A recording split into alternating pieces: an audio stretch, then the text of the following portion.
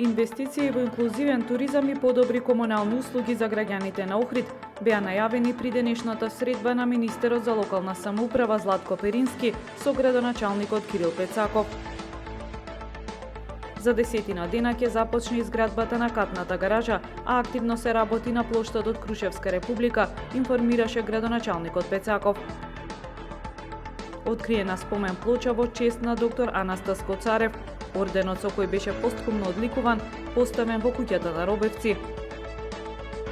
Ќе го дадеме максимумот на надпреварот со Пелистер за да стигнеме до финале од Купот на Македонија, изјавира коментарот на ГРК Охрид Асески.